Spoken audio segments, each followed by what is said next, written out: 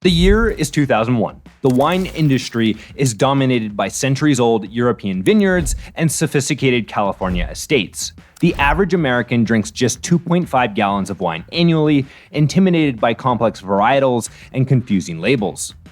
Then, seemingly out of nowhere, a bright yellow label with a cartoon kangaroo appears on shelves. Within just 2 years, this simple Australian wine with a funny name would become the #1 imported wine in America, outselling centuries-old French chateaus and prestigious Italian vintners. That's what we're unpacking today on the philosophy of marketing, and I promise you this story is going to change how you think about disrupting established markets forever. But to understand how Yellowtail pulled off the greatest wine industry disruption of the 21st century, we need to go back, way back. The year is 1957, Elvis is on the radio, the space race has just begun, and in Australia, an Italian immigrant named Filippo Casella purchases a small plot of land in New South Wales to start a modest family winery. For decades, the Casella family winery would remain a small operation producing bulk wine sold mainly to the local Italian immigrant community. Fast forward to 1994, Filippo's son, John Casella, takes over the business. His first thought, this winery is barely profitable. His second thought, the wine industry is too complicated for average consumers. And his third and final thought, what if we made wine as easy as beer?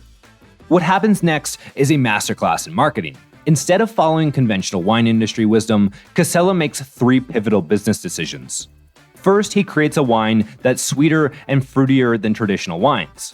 Second, he designs a bright yellow label with a cartoon kangaroo when everyone else was using elegant muted designs. And finally, he prices his wine at exactly $6.99, cheap enough to be accessible, but not so cheap that it seemed like poor quality. I'm sorry, what? Making wine for beer drinkers with a cartoon mascot? This goes against everything in the sacred wine industry. And here comes our first marketing lesson. When you can't win on tradition, win on accessibility. Here's where Casella showed his genius. He knew he couldn't compete with centuries of French winemaking heritage or Napa Valley prestige. So he positioned Yellowtail not as sophisticated wine, but as approachable fun. The consumer wasn't buying prestige, they were buying an easy, enjoyable experience.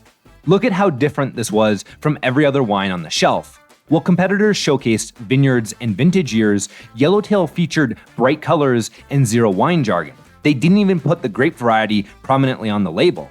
We wanted to take the intimidation and confusion out of the wine buying experience. No wine speak, no complicated labels. John Casella, 2001. The man literally designed a wine brand for people who found wine confusing. And you know what? He was exactly right about the untapped market. But creating an approachable wine was just the start. Yellowtail needed to solve another massive problem: how to break into the complex American wine distribution system. This is where they formed a brilliant partnership with W.J. Deutsch & Sons, an American wine importer looking for a breakthrough brand. But here's the crucial part. They didn't try to slowly build a presence in high-end wine shops or restaurants. Instead, they targeted mass-market grocery stores, big-box retailers, convenience stores, chain liquor stores, and places where beer was prominently sold. Each of these channels reached everyday consumers who were intimidated by traditional wine culture. And once they tried Yellowtail's approachable flavor profile, they became repeat customers. Marketing lesson number 2. Simplify the customer journey at every touchpoint. Bill Deutsch of W.J. Deutsch & Sons explained their thinking. We didn't create a wine that needed explanation or education. You could grab it off the shelf, twist the cap, and enjoy it immediately. No sommelier required. This wasn't just about taste. It was about removing every friction point from selection to consumption. Pure genius. But Casella's real stroke of genius was understanding that to build a truly disruptive brand, you need to create your own category rather than compete in an existing one. Marketing lesson number 3. Don't enter a category, create one. While other wineries were fighting over wine ratings and vintage prestige, Yellowtail quietly created something the industry never had: an everyday wine category that married quality and accessibility. They intentionally positioned themselves as the wine you could bring to a casual barbecue or drink while watching TV, situations where beer traditionally dominated. See the difference? Traditional wineries marketed wine as something for special occasions. Yellowtail marketed wine as an everyday pleasure. And here's some wine industry stats. Traditional US wine market growth in the year 2000 was 3% annually. The everyday wine category growth from 2001 to 2003, 28% annually, and Yellowtail's growth from 2001 to 2005, over 2,000%. By 2003, Yellowtail was selling 4.2 million cases in the US alone, shattering all records for wine import growth. This wasn't just good marketing, this was category creation. We didn't want to win a share of the existing market, we wanted to expand the entire market. John Casella. What's remarkable is how fast this approach worked. While most wine brands take decades to build volume, Yellowtail became a category leader in just 24 months. By 2005, something unprecedented happened. Yellowtail needed to build what became Australia's largest winery facility just to keep up with demand. They industrialized what had traditionally been a craft process. They built a state-of-the-art production facility that could produce 12 million cases annually while maintaining consistent flavor profiles. And here's Yellowtail by the numbers. One bottle is sold every second in America. In the US, they sell over 5 million cases annually. They're present in over 50 countries, and over 60 million cases were sold globally by 2010. This completely flips the traditional wine model on its head. Instead of limited production creating value through scarcity, Yellowtail created value through accessibility and consistency. Think about how revolutionary this is. You're not paying for terroir, vintage, or prestige, you're paying for reliable enjoyment and consistency. Marketing lesson number 4, scale what your competitors think is unscalable. Wine industry expert Vic Moto explains why this works so well. Yellowtail didn't just create a new brand, they industrialized consistency in a way wine connoisseurs thought was impossible. They made reliable wine, not an oxymoron. All of this brings us to perhaps the most interesting part of the Yellowtail story, how the industry responded to this Australian upstart. By 2006, dozens of critter wines with colorful labels and animal mascots flooded the market. Little Penguin, Alice White, Four Sisters, Black Swan, everyone wanted a piece of the category Yellowtail had created.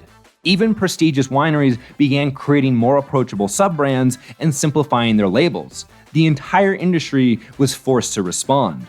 But despite all of these efforts, Yellowtail maintained its dominant position. By 2009, it was selling more wine in America than all the French producers combined. Let me repeat that again.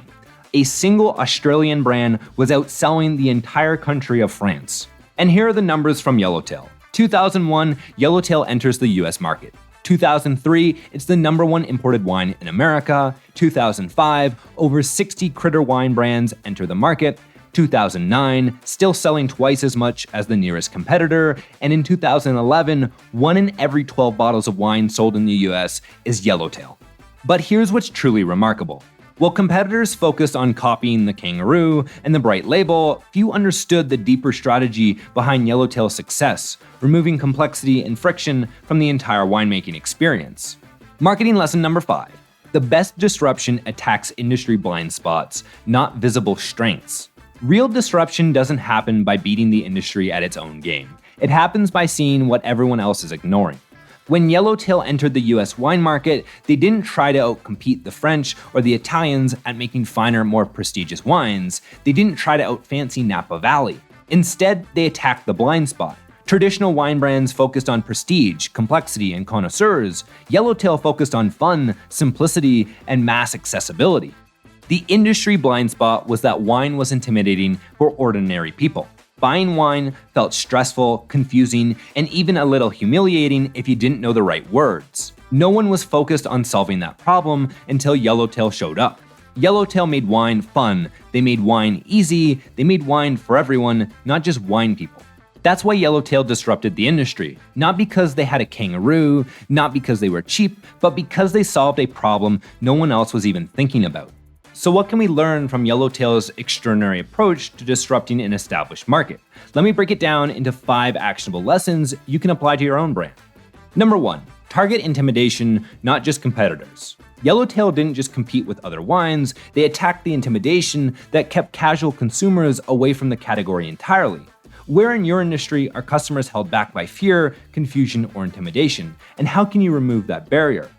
Number 2, simplify the experience at every touch point.